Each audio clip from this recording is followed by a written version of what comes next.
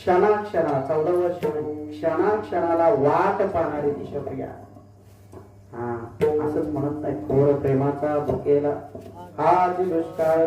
मग तो काय करतो, त्या सुदाम्याचे पोहे असते, शबरीची बोरा असते, मग ती प्रेमाला इतकी खावी की त्या बोराच्या साली कुठं, आळ्या कुठं, गुठळ्या कुठं, याचं भान त्या परमात्म्याला राहता कामा नाही.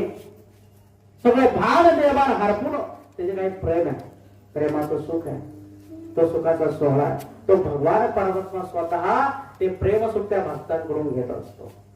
तेव्हा आता हा कृपानिधी तो स्वतः काय करतो, तुकोबाला शेवटच्या चरणात मला तुका म्हणे, कृपानिधी आम्हा उतरी नावे मधी. भगवान परमात्मा सांगतात की मायारूपी हे विश्व आहे, ही माया इकडं तिकडं नाही, वाईट नाही आहे. दैवेशा गुणमयी मम माया दुरत्या मामेवे प्रपद्यन्ते माया मेतात लंकिते. ज्ञानोबा याच श्लोकाचं चिंतन स्वतः करतात.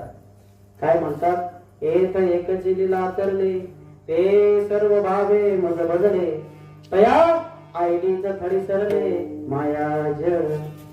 भगवंताचं नाम घेतल्याच्या नंतर काय, भगवंताचं नाम घेतल्याच्या नंतर बाकीच्या गोष्टींचं चिंतन येतच नाही.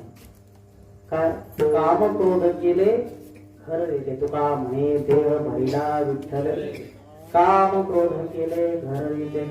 उपवास धरल्याच्या दिवशी आपल्याला आठवण कशाची येते, आज मला उपवास आहे खिचडीची, मग एकादशी नेहमीपेक्षा दुप्पट खाशी.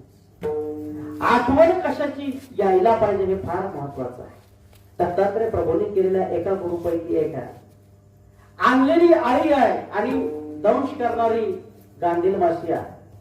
ती येणार मला त्रास देणार, त्रासापोटी का व्हायला चिंतन गांधील माशीचं, आळी गांधील माशीत परिवर्तित होते. काय, हे चिंतनाचं सामर्थ्य आहे. म्हणून चिंतन करणारी शबरी रामरूप झालेली आहे.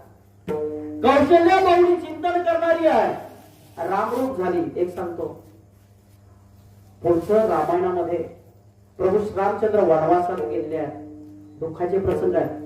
कौशल्या माता कुठे शोक करताना दिसत नाही.